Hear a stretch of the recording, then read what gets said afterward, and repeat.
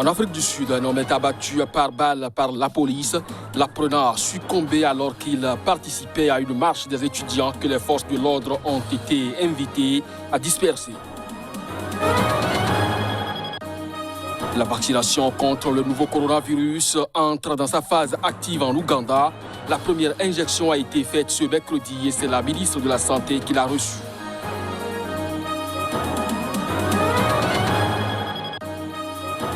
En Sierra Leone, l'image propre anti-corruption du président Julius Maada Bio a été ternie ces dernières semaines par des accusations de dépenses illégales visant son épouse et son ministre le plus influent.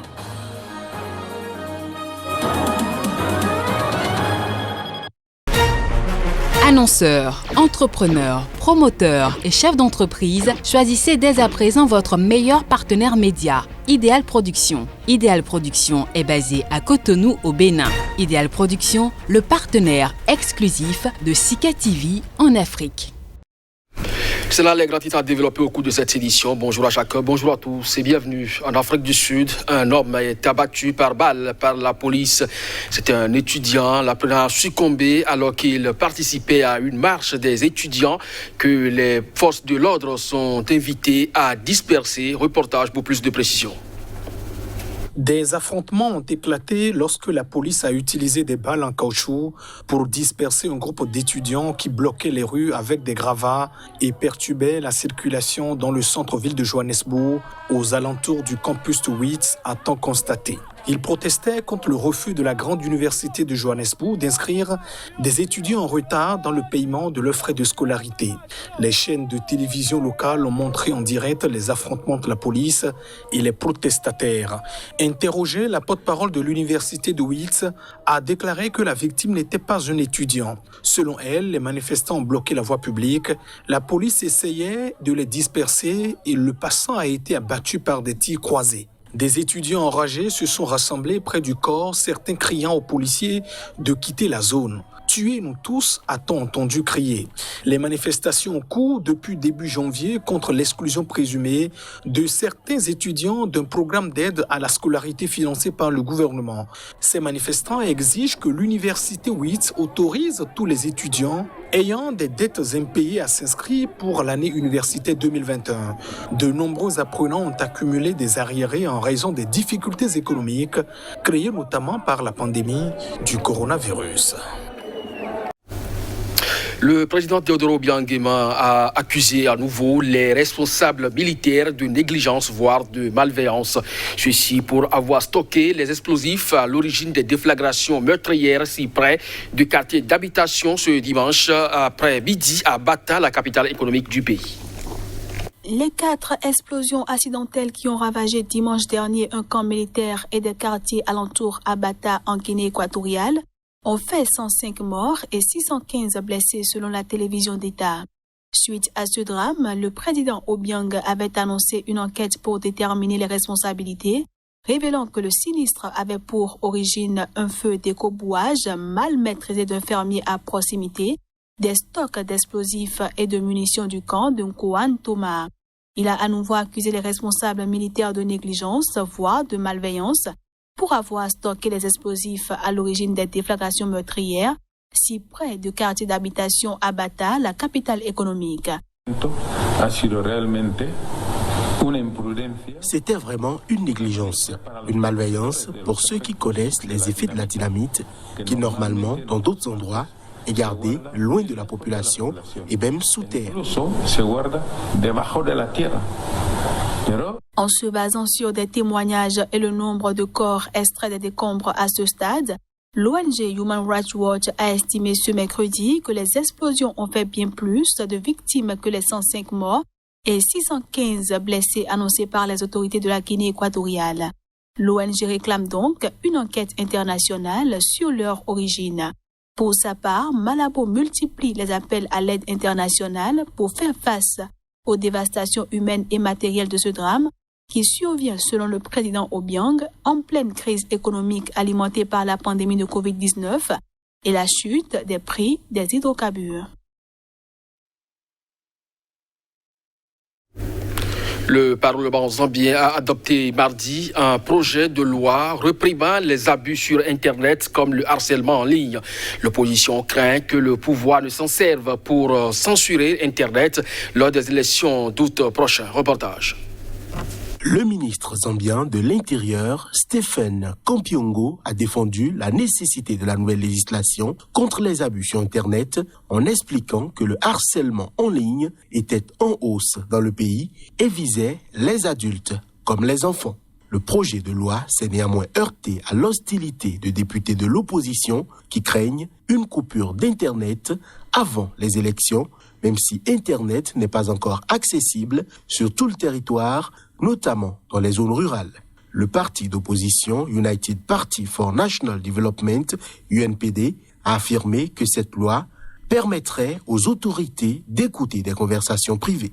Des organisations de la société civile et une association de blogueurs ont aussi déploré l'adoption de ce projet de loi jugé draconien. La Zambie, pays d'Afrique australe, qui jouit d'une relative stabilité depuis sa première élection multipartite en 1991, est appelée aux urnes le 12 août.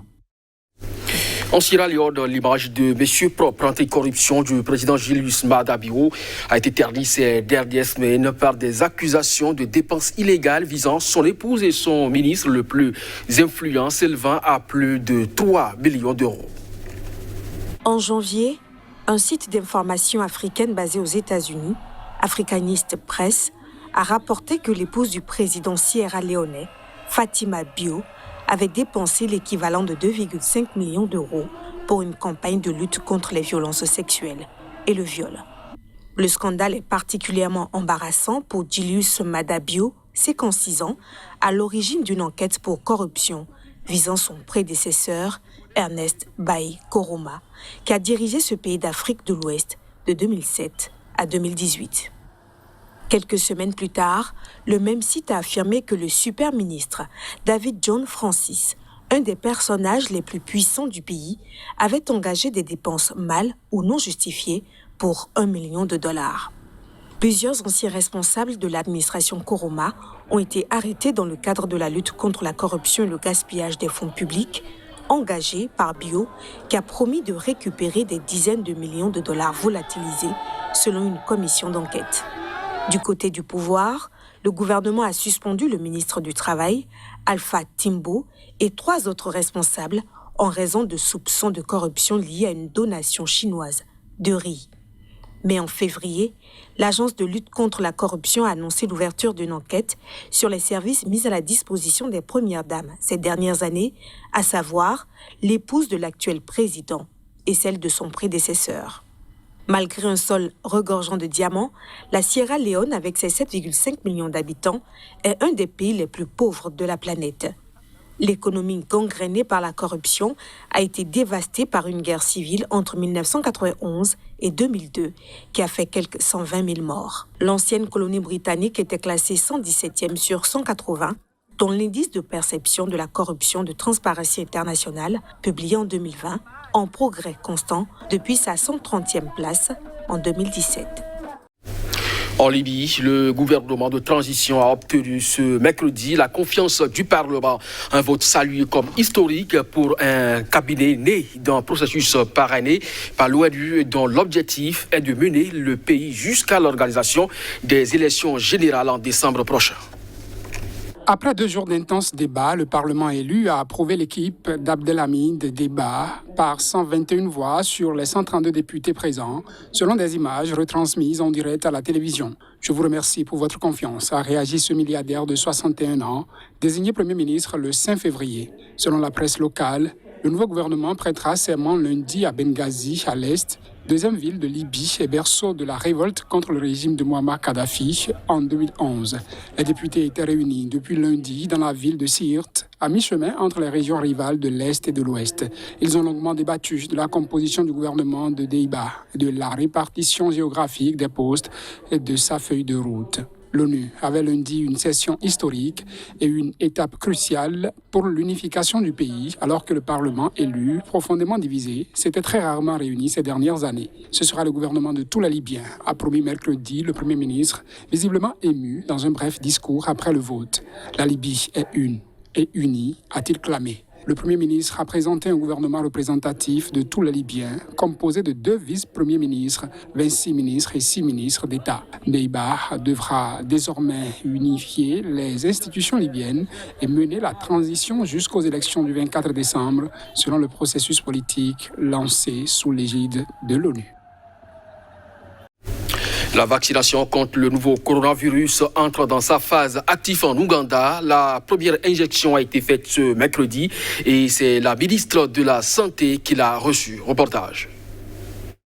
Jana Singh, la ministre ougandaise de la Santé, devient la première personne à se faire vacciner contre la Covid-19 dans le pays. L'Ouganda lance ainsi sa campagne de vaccination avec plus de 850 000 doses de vaccin AstraZeneca reçues via le mécanisme COVAX. L'Ouganda rejoint maintenant le reste du monde dans la course à la vaccination d'au moins 49,6% de sa population, soit environ 21,9 millions de personnes, y compris les réfugiés avec les vaccins COVID-19 de manière progressive.